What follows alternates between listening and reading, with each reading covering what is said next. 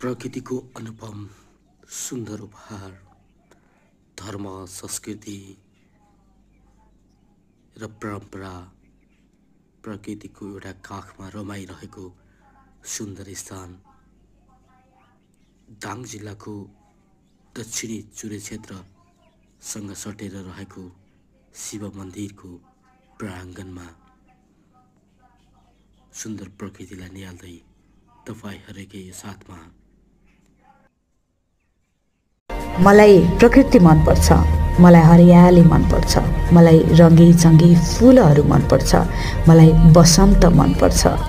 फूलसँगै भएको पातो पनि त मन पर्छ, पातसँगै भएको काँडाको साथ पनि मन पर्छ।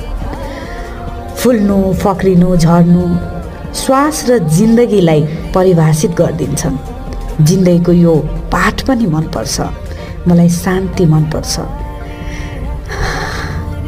मलाई मै हुनु पनि मन पर्छ। प्रकृतिसँग यसरी रमाउँदै रमाउँदै वनपाखा उकाली ओह्राली गर्दै गर्दै प्रकृतिका यी पाखाहरूलाई निहाल्दै निहाल्दै सुन्दर बस्ती सुन्दर संसार या खाली निहाल्दै निहाल्दै हामी गोरेटो इबाटा उकालो हुँदै हुँदै हामी बस्तीतिर पनि लाग्दैछौँ। साँच्चीकै सुन्दर स्थानहरू सुन्दर ठाउँहरू कसको लागि राम्रो नहोला र?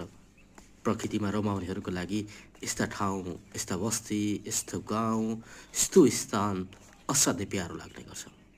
यो मेरो आफ्नै ठाउँ हो, आफ्नै गाउँ हो, आफ्नै पाखा अनि पखेरा हो। यी पाखा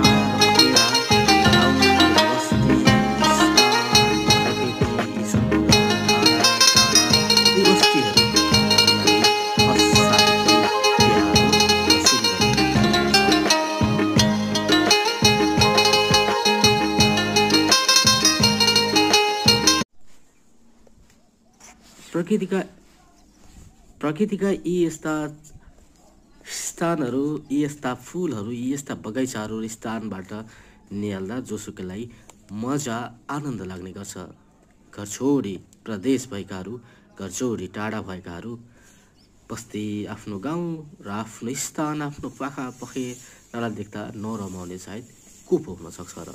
सुन्दर बस्ती सुन्दर स्थान सुन्दर डाँडा पाखाका यी रमाइला कालनाहरू रमाइला पाखा र पखेराबाट यो भिडियो छोटो भए पनि यहाँहरू सबैको लागि समर्पित गर्न चाहेको छु।